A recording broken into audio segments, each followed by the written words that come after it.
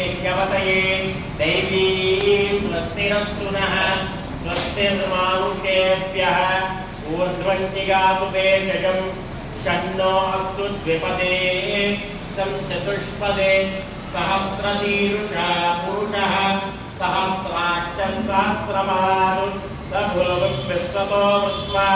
अत्यतिष्ठद्दशाङ्कुलौ पुरुष एवेदनुं सर्वं यद्भूतं यच्छवव्यं उधां तत्त्वस्तेषानः यदन्नेनातिरोहति एतावानस्य महिमा असोऽध्याया विश्वपूरुषः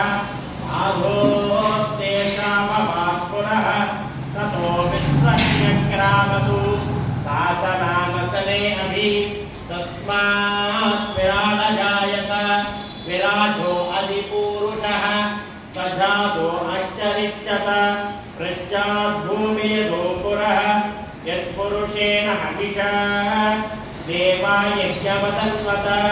असन्तो अस्यातीधाद्यौ श्रेष्मयन्वत्सरब्दविः सप्तास्यासन् परिणयः शिष्यप्त